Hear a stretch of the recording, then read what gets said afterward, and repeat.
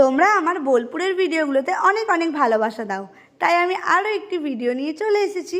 আজকের আমাদের যাত্রা ডিয়ার পার্ক। তোমরা সকলেই জানো বোলপুরের এই ডিয়ার পার্কটা অবস্থান, আর এখানে অনেক অনেক হরিণ থাকে। বিগত 2 বছর ধরে বোলপুরে থাকার সূত্রে আমি একদিনও যেতে পারিনি। তো এইবার আমরা ফ্রেন্ডসরা মিলে একদম সাডেন প্ল্যান করেছিলাম যে চল ডিয়ার পার্কটা অন্তত ঘুরে আসি, আর কয়েক মাস মাত্র আছি।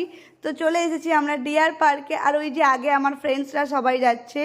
আমার ফ্রেন্ড সার্কেল একদমই ছোট, কয়েকজন বন্ধুই আমার আছে, তাদের নিয়ে আমি খুব সুখী এবং হ্যাপি। তো দেখো এবার পার্কটা আমরা একটু ঘুরে দেখবো। কিন্তু তখনও আমরা হরিণের দেখা পাইনি, তাই আমার সব ফ্রেন্ডসরা একটু হাই করে দিচ্ছিল।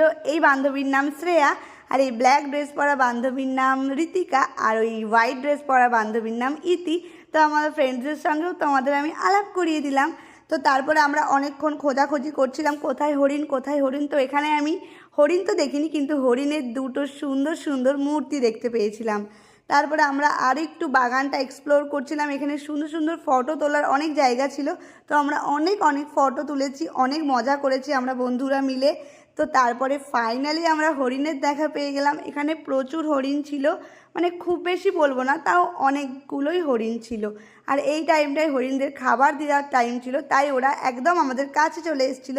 আমরা তো খুব খুশি হয়েছিলাম হরিণ দেখতে পেয়ে, যে না ফাইনালি আমরা কিছু একটা দেখতে পেলাম। ডিয়ার পার্কে এসে ডিয়ার দেখতে পেয়ে গেছি। তোমরা যারা বোলপুরে আসবে তো 1-1.5 ঘন্টা হাতে টাইম নিয়ে তোমরা এই পার্কটা অবশ্যই ভিজিট করতে পারো। আর এখানে একটা অ্যাকোয়ারিয়ামও আমরা দেখে নিয়েছিলাম, এটাও বেশ ভালো লেগেছিল। তো তারপরে আর কি বেশ কিছু ফটো ভিডিওস করে বাড়ি চলে গিয়েছিলাম। আর এই জায়গাটাও আমার দারুণ লেগেছিল। তো আজকের মতো বাই বাই।